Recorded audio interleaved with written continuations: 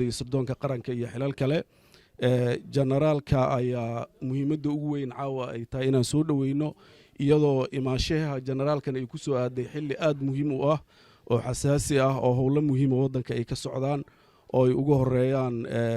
dagaalka ka dhanka ah cadowga oo al-shabaab looga xoreynayo deegaanada ay muddada badan dhibaatada ku hayeen marka xubnaha jaaliyadda waxaa sharaf u ah xilligan oo kale in booqashadiisa iyo imaashihiisa ay ku soo aado waxaana layska waraysan doonaa sidii qof walba oo Soomaali ah oo meel kasta joogo oo uga qayb qaadan lahaa halgankaas loogu jiro in waddanka dib loogu xoreeyo barnaamijkeena saas ayuu ku saabsan yahay insha Allah tacaala maadaama waqti badan la fadhiyay dad badanna ay joogaan waxaan rajaynaynaa inaan soo koobkoobi doono dadka warka aan siin doono waxaan ka codsanaynaa inay insha Allah 2 daqiiqo 3 daqiiqo ku soo koobaan waana ku mahadsantihiin waqtiga dheer meesha fadhideen waxaan jeclahay inaan ku bilaabo maadaama aan nahay dad muslimiin aayad min dhikri al-hakim aayado quraana waxaan noo akhrin doonaa insha Allah مع عبد القادر فليتفضل. أعوذ بالله من الشيطان الرجيم واعتصموا بحبل الله جميعا ولا تفرقوا واذكروا نعمة الله عليكم إذ كنتم أعداء فألف بين قلوبكم فأصبحتم بنعمته إخوانا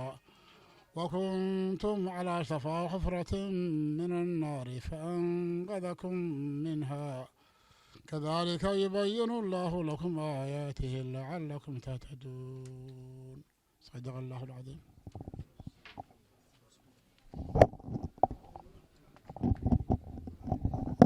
waxaan rajaynaynaa idinkoo mahadsan taleefanada in codka la xiro aayadahaasi qur-aanka kariimka allah nagu anfaco shiikhana khayr allah ka siiyo waxaan jeclahay inaan ku soo dhoweeyo nabadoon Abuukar Tuuryare oo qabanqaabada guddiga qabanqaabada iyo soo dhoweynta kulankeena caawa ku hadli doona. bismillaahi raxmaani raxiim alxamdulilaahi rabbil caalamiin wassalaatu wassalaamu calaa rasuulillaah akhyaaray waxaa maxamed cabdulaahi ayaa hordhici sheegay xafladdu waxa ay ku saabsaneed looma baahna marka aniga inaan hadda aan wax ka sii iraahdo waxaan aad iyo aad ugu mahad celinayaa martida cawada meeshaan nooga soo qayb gashay xafladan soo dhoweynta General Tuuryare oo maaragtay dad badan ay codsadeen inay dhageystaan balcaawa wax xogta bacdama oo dadkii ugu muhiimsanay oo kamid yahay inay xoga ay maaragtay ay ka dhageystaan waxaan u mahad celinayaa oo kale qoladii qabanqaabada samaysay oo guddiga qabanqaabada waxaa kaloon ka cudur daaranaynaa oo maaragtay aad iyo aad idinkaaga raali gelinayaa daaha kuma talagelinin waqtigan inay nala gaarto xafladdu laakiin hadda wuxuu waa adduunya waxaad ku tala gashay ma socon karaan sidaas darteed waqtigu aad u cariiri u yahay khiyaaray soo dhowaada General Tuuryare dadkan meesha jooga waa dad Soomaaliyeed waa jaaliyadda South London sida Maxamed Cabdullaahi uu sheegay Streatham maaragtay dadkii deganay waaye oo jeclaystay inay kula kulmaan oo maaragtay ay xoogaa ay ka helaan waxa ay rabaan insha Allah wajigaagana ay arkaan bacdama ay telefishinada iyo meelo badan ay ka arkeen adiguna ku soo dhawaaw jaaliyadan waa aad u mugweynaa meeshaan joogta insha Allah in yaro adigu waxa khiyaartii meesha ugu mudmudneeday in badan oo mudana maqane in yaro ugu mudanan caawa meeshaan isugu keenay inaad maaragtay isku baratiin hadalkayga intaasaan ku soo koobaya wassalaamu calaykum waraxmatullaahi wabarakaatuh. calaykum salaam wadar Abuukar waa mahadsantahay sida wanaagsan ee aad noogu soo koobtay dadka hadalka aan siin doonana waxaan rajaynaynaa maadaama xilli dambe ay tahay inay iyaguna soo koobaan waxaan jeclahay isagana inaan soo dhoweeyo nabadoon cali jarmal oo aad wada taqaanaan oo odayaasha xaafadda aan iraahdo odayaasha Soomaaliyeed ee Ingiriiska ka mid ah faataxa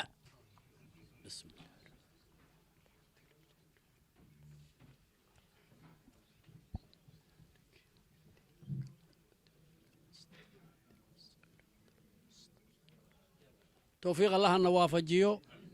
وحشرنا الله نجا حجاب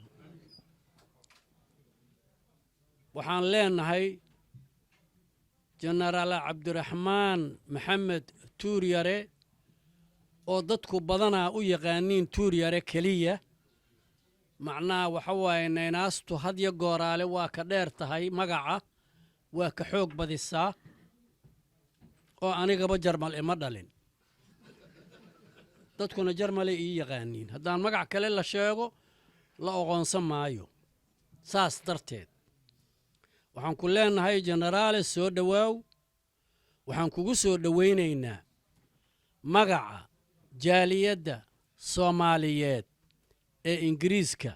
gaar ahaan magaalada london waxaan ku leenahay ku soo dhowaaw aadaan ugu faraxsannahay waxaadna ku soo aaday wakhti xasaasiya oo dadka soomaaliyeed oo qurbaha jooga dhegtu u taagan tahay maxaa soo xasili doona qalabkaa laysu qaatay intay ku dhammaan doontaa alla dhahow haayaa saas darteed waxaan rajaynaynaa inay qurux ku dhammaato arrintuna waxay rabtaa xoogaa maaragtay xanafba ha yeelatee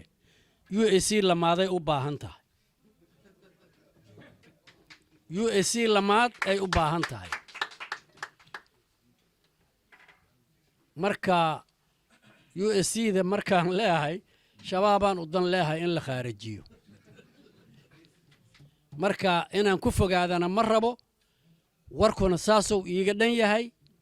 waxaan ku leenahay ku soo dhowaaw magaca muxuu ahaayey to jaaliyaddana saas ayay kugu salaameen wasalaamu calaykum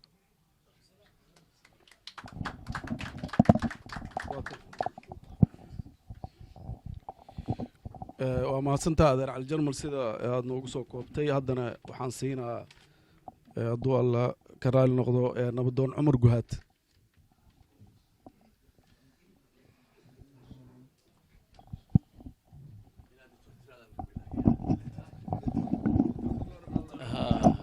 السلام عليكم ورحمة الله وبركاته بسم الله الرحمن الرحيم عاوي ميشان waxaa la isku yimid waa la sheegay odayaashii cali jarmal tuuryare rag badan oo odayaalaho meeshaan madax ka ah london ingiliiska ayaa ka hadlay ulajeedada waxay ahayd in generaasiyoone generaale lagu soo dhoweeya meeshaan aad iyo aad baan u sugaynay waxaan aad iyo aad ugu mahadinaynaa dadkii horta noo qaban qaabiyey shirkan iyo fadhigan macaan oon maantay caawa markaan maqrib soo tukanaa meeshaan nimid ilaa hadda waa fadhinay duruufaha iska jirana waa garanaynaa marka aad iyo aad baan ugu mahadnaqaynaa dadkii arrintaa u gegsaday ku baxshay ifortiga badan meeshaan waxaan kaloo aad ugu mahadinaynaa dadka yimid ee ah xulkii london ayaan dhihi karaa anugu khaasatan south east meesha la yidhaahdo ee london ka tirsan south west generaal kusoo dhowow london south west kusoo dhowow waxaan kaa filaynana waa garanaysaa muddo badan baan ku sugaynay oo dadku midiyahay kaa arkayeen laakiin caawa face to face baan isku aragnaa marka kusoo dhowow aad baa maaragtay warkaada loo sugaayey marxalad adag ee aan sugaynay wax runta nooga sheegana waad ku soo aaday ayadana waajib labaad baa ku saaran oo ah dadkan waxay u fadhiyaan inay xamar aadaan oo dagaalaan marka haddaad joogana leedahay iyo haddaad leedahay imaada adiga unbaa wax noo sheegi doona aad baad u mahadsan tihiin wakti badan looma baahna sida wariyuhu u sheegay waa mahadsan tihiin wixii yimid iyo waxaan imaan doona aad iyo aadaan umahadsan wasalaamu calaykum waraxmatullahi wabarakatu doctor cumar aad u mahadsan tahay waayahay waa mahadsan tahay waxaan rabaa haddana inaan u yeero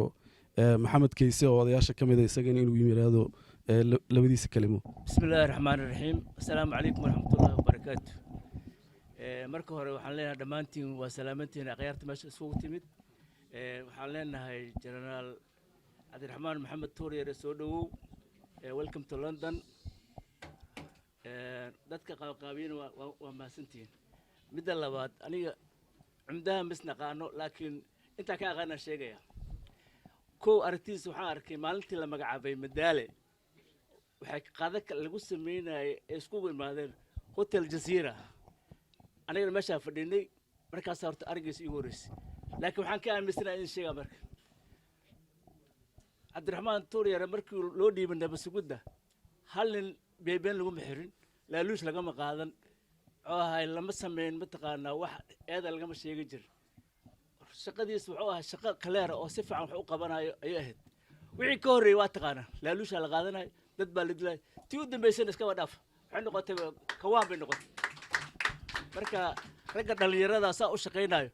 in 4.5 wuxuu ahaa lagu istaakol looga dhigo oo la yidhaha ninkii hadda nin yar waay waa shaqaynayaa laakiin waxaa istaakol ku noqotay 4.5 halkan dadka kale keliya maaha dadku sheeganaya laandheerka ayay xirtay sababtoo waxaa waaye dad wax qaban karaa ayaa la joojiyey marka waxaan leenahay cabdiraxmaan tuuryare waa nin dhallinyaro oo shaqeeyo wax badanaa kaa naqan laakiin isma naqan face to face kuma naqan marka ninkaas waxaan leenahay London kusoo dhawow nin haliyey oo halgamayaa tahay waxaan jeclaan lahayn dowladda annaga xukunno haddana gacanaha la saaraya ninkaas wuxuu u baahan yahay shaqadu qaban karo beeshin maaha odayaasha beeshinka ha laga saaro meesha ninkaa beeshin maaha shaqadu qaban kara waa in loo dhiibaa wasalaamu calaykum waraxmatullahi wabarakaatu maxamed waa mahadsan tahay sidaa noogu soo koobtay haddana waxaan u yeerayaa nabadoon xasan basey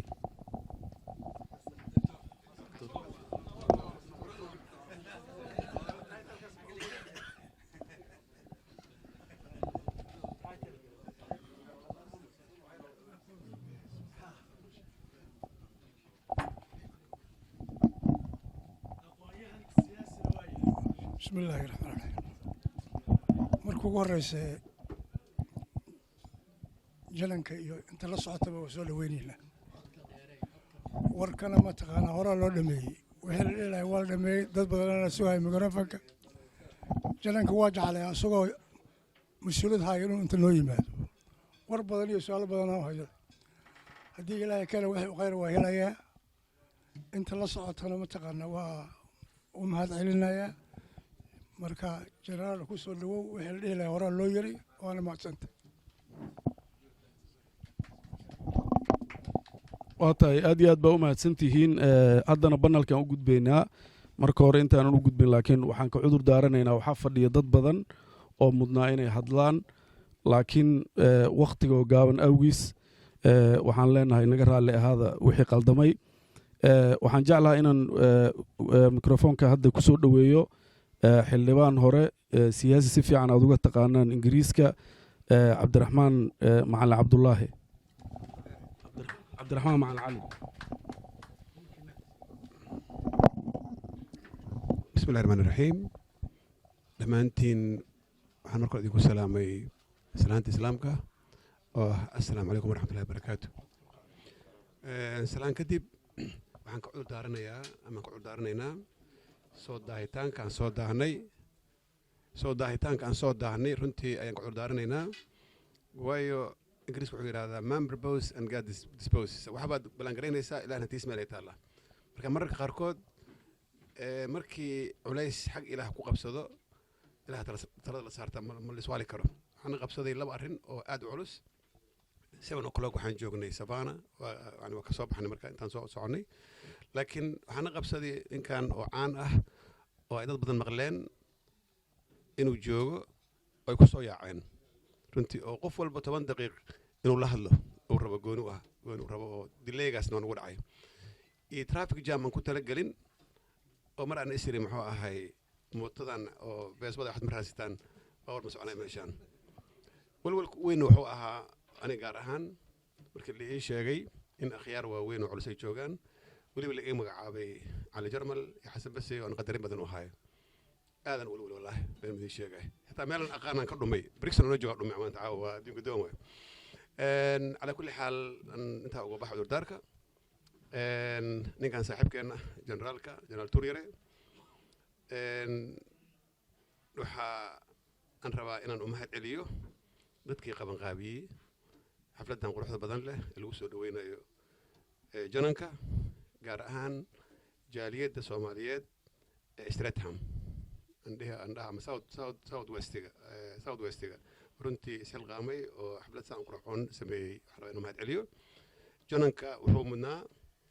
in loo sameeyo xaflada waaweyn oo intaan ka sii weyn waa 500 600 waana samayn kareen runtii oo ina fanaanin u yeerno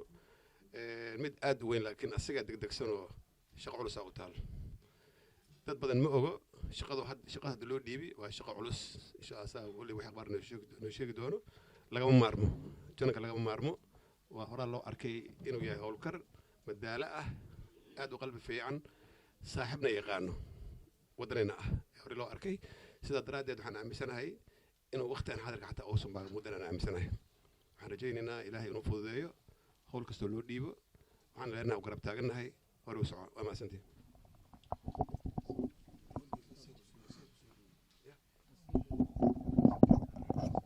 waayahay waa mahadsan tahay xildhibaan cabdiraxmaan gunti iyo gebagabadii ayaan soo gaarnay waxaan jeclahay inaan soo dhoweeyo saaxiibkay genaraal cabdiraxmaan maxamed tuuryare ayaa warbixinayso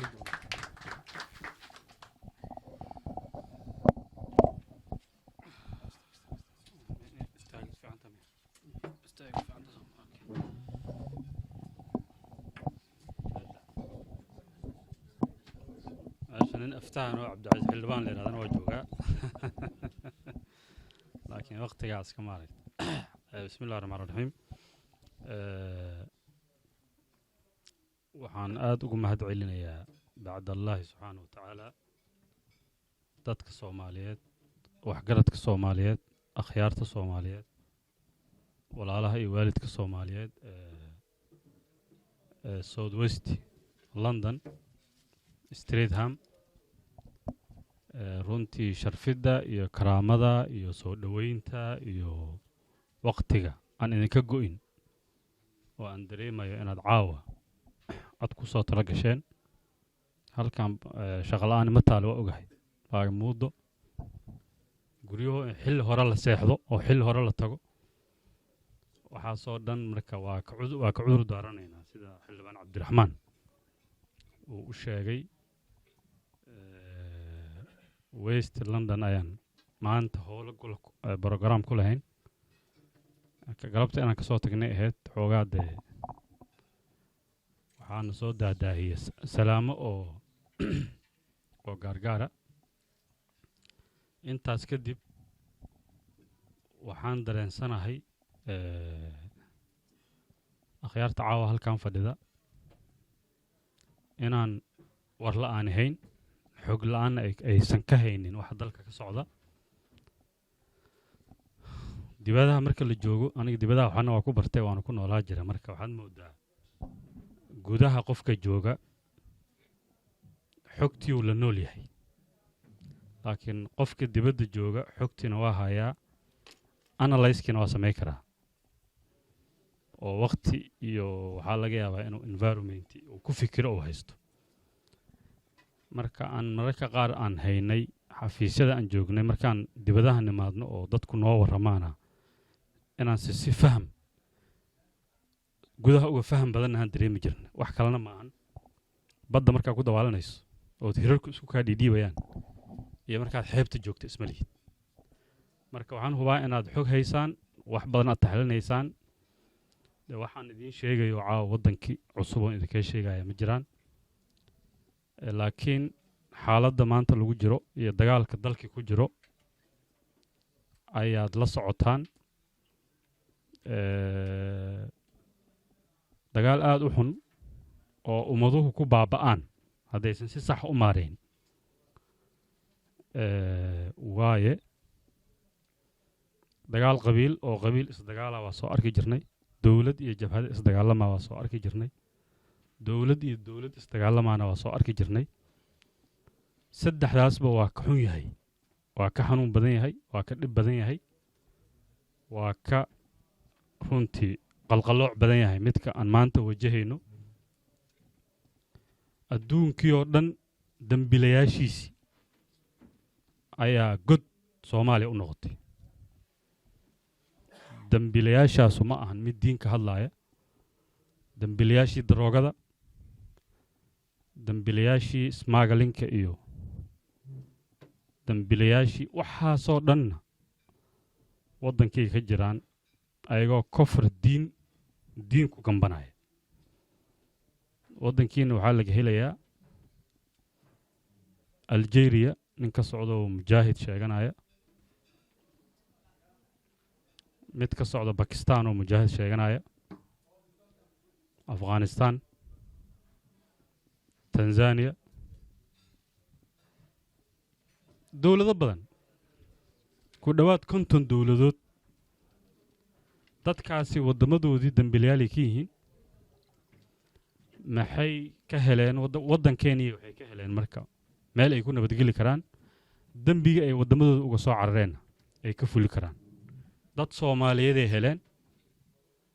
oo qaarna ay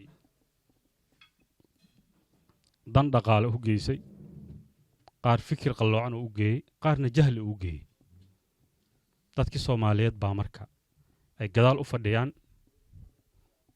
mid qarax ay ku soo xireen mid gaari ay u soo dhiibeen qarxinaya iyo mid qoro ay u soo dhiibeen dad kale Soomaaliyeed oo dareemay in dalkoodii iyo ay difaacdaan iyo diintoodii iyo karaamadoodii ayagana ka soo horjeeda marka laba wiil oo ayaa xabad isku wada iyo dagaal midkaan fikirka qalloocan wata marka waxaa dambiilayaasha caalamka ayaa base u ah qaraxyadii waad arkaysiin doontii u dambayso hadda Soomaaliya u socoto 2 isbuuc ka hor lagu qabto badda cas waxa hub iyo qaraxyo ka buux doontaas markii la sii daba galay dowladaha soo diray waxaa soo dhan waxaa ka daran geopolitics waxaan ku jirnaa geopolitical oo adduunka ka jira waad ogtihiin marka geographic meesha aan ku naalno oo dawladda isku haystaan shidaalka la isku haysto oo mareenada caalamka la isku haysto oo la isku haysto in laga dalaalo nafteeda waxa la isku haystaa yaa argagixisadan ka dalaalaya dawladda isku haysta soo dawlad kaste waa inay argagixisadii saameyn ku yeelataa si ay hadhow uga dalaasho ayaga naftooda sida loo taageeri lahaa lagu tartamayaa waxa oo dhan marka ayaan maanta wajahaynaa dawladdeeniyo nugul oo hadda ka soo baxday xilli siyaasadeed kala guura ka soo baxday dadkeeniyo aan wacyi gashanayn oo meeshii u nuglaayeen oo diintahay laga soo galay qaar ayagoo abaari jirto abaar baahsan dalka ka jirto ayadoo grievance siyaasadeed jiri karo oo aan dib u heshiisiin guud aan dalkii weli ka dhacday aysan jirin dalkii weli is haysan ciidamadii oo sida la rabo u dhisnayn gacmihii adduunka oo nagu dhex jira adduunku kuwa fiican oo saaxiib ah oo Soomaaliya say wax ula qaybsadaan inay dawlad noqoto raba way jiraan kuwa aan rabina way jiraan intina waan dhex joogan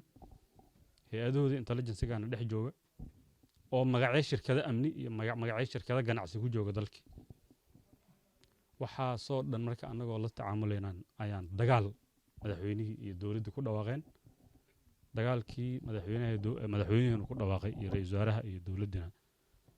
wuxuu kiciyay shacabka Soomaaliyeed oo waxay u adkaysan jireen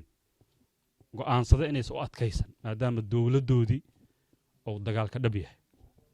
ummad waxa lagu hogaamiyaa hogaankay fiirsataa hogaanku hadduu xaaladda jirta aqbalsan yahay ummadaas ma isbedelayso awood ka sii leedahay haddii hogaanku xaaladda markaa jirta uusan aqbalsanayn oo ka kacsan yahay oo ka dheedhinayna ummaddu waa dheedhinaysaa ummadda dheedhinteeda waxay ku bilaabatay saad ogtihiin madaxweynuhu asoon ra'iisul wasaare magacaabin 14 maalin xukunka joogo ku dhawaaqay inuu dagaal shawla dagaalamayo dad badan waxay dhahayeen madaxweynuhu isagoon diyaar garoobin oo wuxuu diyaarsanay inuu dagaal iclaamiyo waxay moodayeen dagaalka askariga dawladda ee qoraga haysta kaliya lagama rabo 2 sano xaalad kala guur siyaasadeed iyo tii siyaasadeed ku jiray waxaan ku qoostay marna shabaabki qoosiyay iyo argagixisadii iyo ugusti qoosisay marna xaaladii siyaasadeed dalka jirta qoosisay markaad hogaamiye u noqoto waxaad u baahan tahay inaad moralkooda la hadasho waxaad u baahan tahay inaad isbedel dhaca u sheegto waxaad u baahan tahay in ayaga isku mashquulsan inaad cadawgooda tusiso saxda arrinkaas barnaamij degsan oo ahaa ma ahayn barnaamij madaxweynuhu isaga soo dhac ma ahayn arrintaa waxay keentay dadka inay kacaan meelihii ugu horreysay oo laga kacay hiiraan ay ahayd waad la socotaan hiiraan runtii meeshaas taariikh baa ka qorantay Soomaaliyeed waxaa dadkii sii kiciyey markii ay la xanuunjiyey inay maatadi laayaan oo ilmihii ay gowracayaan oo gurihii gubayaan maxaa ku soo aadiyey marka luuq 2 sano ka hor dadka waa gubayeen magaaladana waa hareereynayeen shabeellada dhexe tuulooyinkan raagaceele iyo guulana iyo dadku waa kaceen inay iska dhiciyaan 14 sano ka hor deegaanadaas bariga galgaduud laga kacay maxaa marka soo kordhay waxa soo kordhay dawladdii oo diyaara dagaalka u diyaara iyo dadkii oo kacay wixii baa iskaashanaya marka waxa laga yaabaa xillina dadka diyaaraha dawladdan diyaar ahayn oo amba xaalado siyaasadeed ku mashquulsaneed amba siyaasadeed ku mashquulsaneed xillina dawladda diyaar ahayd dadku diyaar ma ahayn maanta alxamdulillah dadkii oo diyaara oo xanuunkii gaaray oo ninka ragga la leeyahay islaantaadii waa ka furan tahay adigu waxaad tahay murtad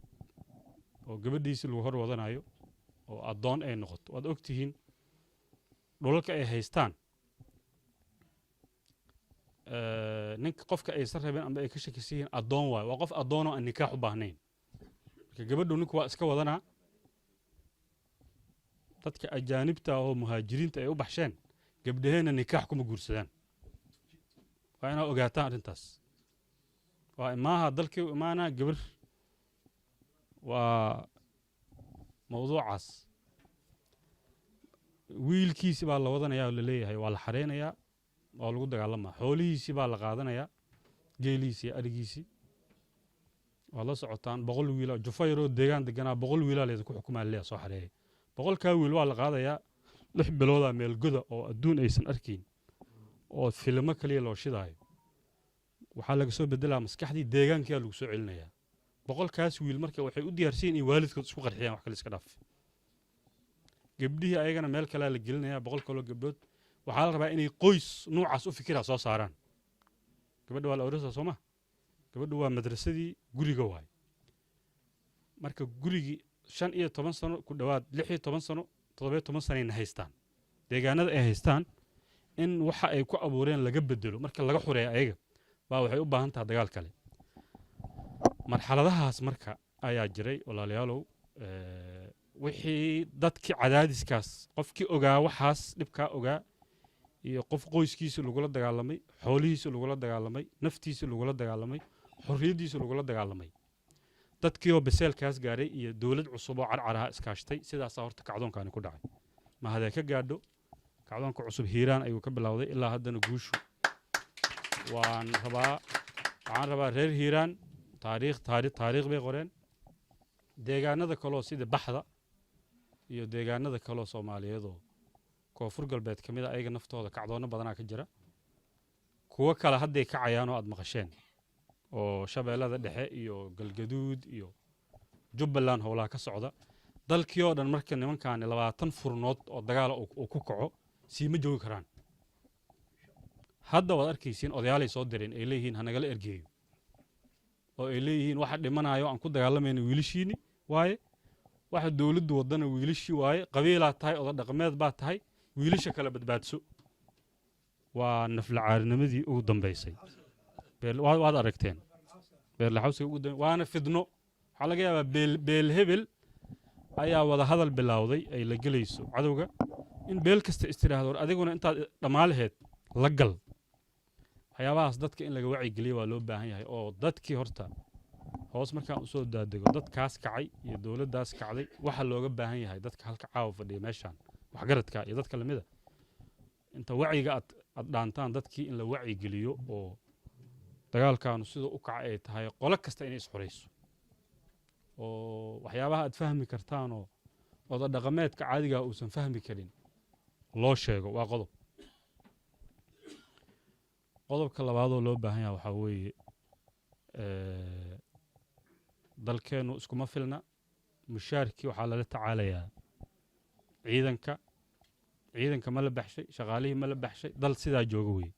dagaalaa la galay dawladuhu markay dagaal gelayaan ood ogtihiin miisaaniyadaha ku baxa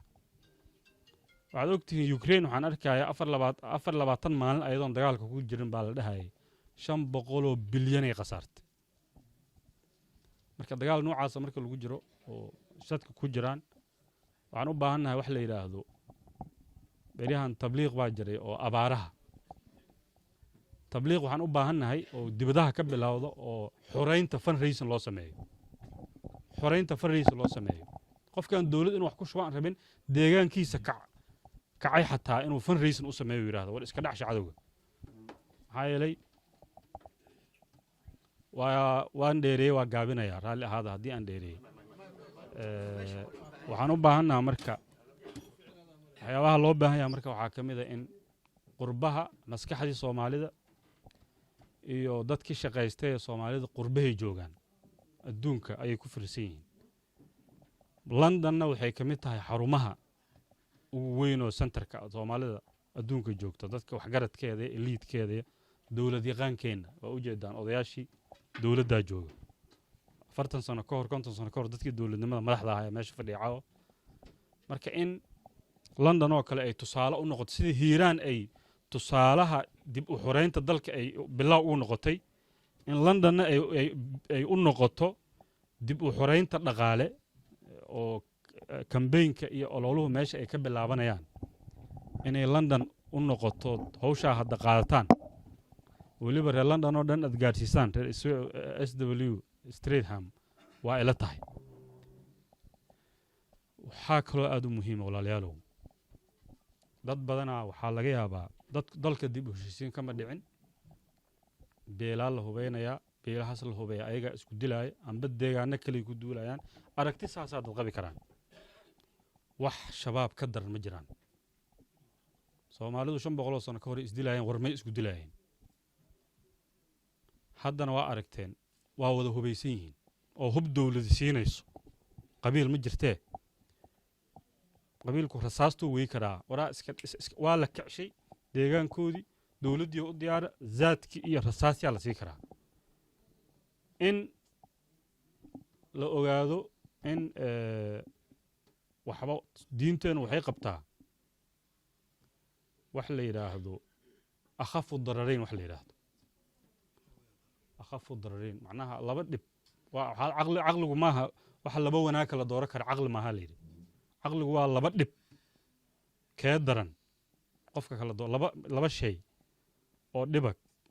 kan roon iyo kan kasii daran caqliga kala dooro kara dadkeen yaa kacay Soomaaliyeed qabiil kasta markuu xoreysto marka deegaankiisa waxa ka imaan kara inuu isugu xabad isku rido haddana way isdilaan qabiiladu waa aragteen hubkay isku dilaan hubkoodii waay hubkay isku dilaayeen shabaab lagu jeediyay hadda waa laba guul marka ayaga isku mashquulsanaa meelo badan oo kamid ah cadowga lagu jeediyay dawladii marka hadda riixaysa marka dadka oo laga yaabo xog la'aantu inay hayso oo arrimahaas sidaa u dhigayna waxaan codsanaynaa hadii xog la'aan idin haysana xogtu sidaa weeye haddii kalena waxaan idin leenahay dagaalaa lagu jiraa dhabarka togashay noqonaya Cabdullaahi bin Salool bay noqonaysaa hawshiisii ilaahay uga cabsada arrintaas waxaan ku soo gabagabeynayaa hadalkayga Soomaaliya waddan oo geeska Afrika ku yaala oo ummad Soomaali la yiraahdo ay ku nooshahay oo muslimiin waay 20 milyan haddiina la badsan la geeyaa oo 5 milyan oo kamid ay qaxooti ku tahay adduunka annaga si ma jiri karno ummaduhu waa dabar go'aan waxyaabaha aan maanta wajahayno haddaanan si collectively ah oo ummadnimo lagu wajahin oo isxureyn ah oo gumaysi ka kicid ah oo kan meeshan jooga iyo kan South Africa jooga iyo kan Hiiraan jooga iyo kan Soomaan jooga iyo aysan is aragti isku mid ah wax jir aysan ka qaadan kama badbaadi karno waxaan u baahanahay marka hawsha socota iyo abaabulka socda iyo waxa socda wixii hore wax ka doon inay yihiin horta in maskaxda la geliyo in badan oo idin kamid ah waxa laga yaabaa in shaki uu ku jiro Soomaalidu wax badan oo xoogaa inta la abaabulaha haddana la shuuqi jiray marka bal inta laga soo fashilmaayo adigu iska sug adiga haddaad sugto inta laga soo fashilmaayo fashilkeed qayb ka tahay marka qof kastoo naga mid ah maanta waxaan aragnaa dadkii oo abaabulana kacsan dawladdii aan ajanda kala lahayn oo hal lees xoreeyo annaguna inaan ajanda kala yeelanay war anigu maxaan karaa ma baleedin ka rabo ninkii abtigay meesha inaad tagtaan oo hadda aad qora qaadataan laga bilaabo maaye bahasha abtiyo waxaa laga bilaabayaa fundraising jihaad dhaqaalaa jira jihaad fikriyaa jira waxaa waaye jihaadku intaasoo nuuc waaye waxa marka hadda halkan looga baahan yahay waxa ugu muhiimsan waa wacyigelinta in dadka la soo waco la wacyigeliyo la dhiirigeliyo iyo in maxaa lagu dhiirigeliyo la yidhaahdo xataa akoonaa reer london fureenoo xorayntay u fureen markii la yidhaahdo laysku daysado qofka oo meeshaas joogo moqokori jooga ama baxdo jooga ama cadalo jooga ama jooga jubbada hoose jooga amba jooga maxaan ku idhaahdaa waajid jooga wuxuu dareemayaa in ummaddiisii waxaan wax la wada leeyaho labada inay yihiin waxaan u baahannaha marka si horta collectively in waxaan la iskula qaato in si collectively loo fikiro waxaa laga yaabaa inaad isweydiisaan dagaalaa lagu jiraaye ninkii maxaa waaye meelahan u wareegayaa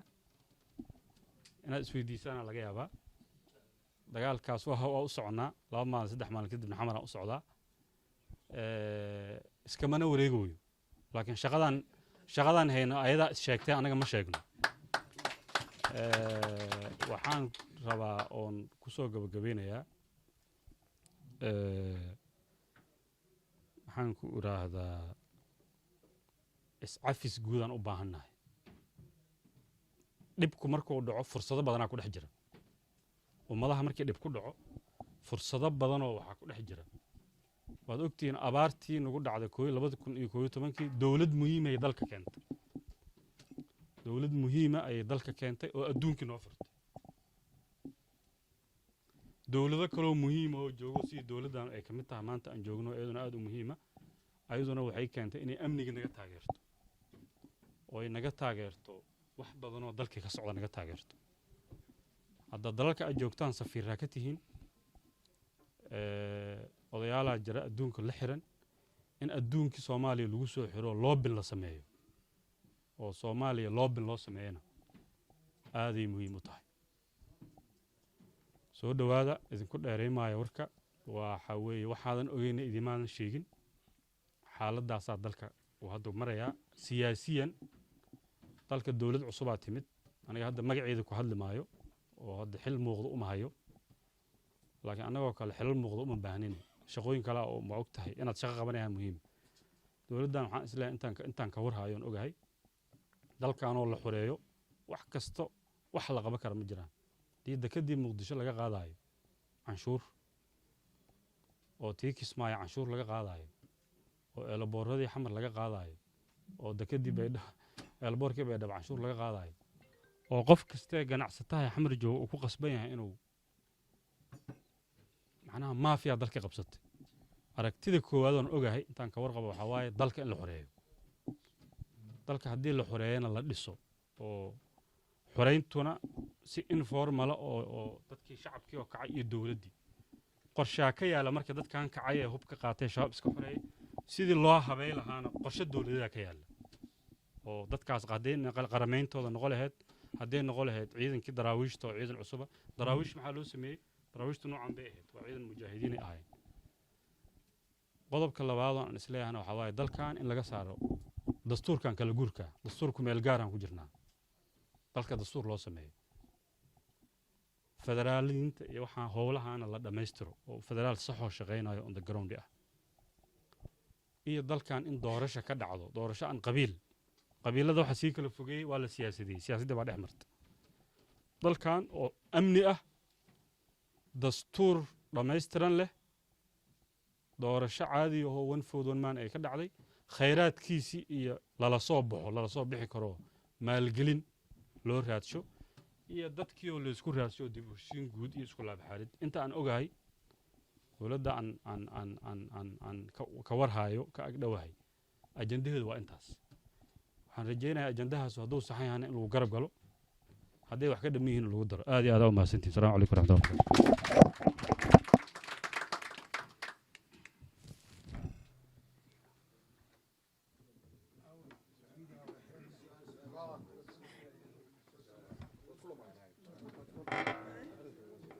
I'm expecting.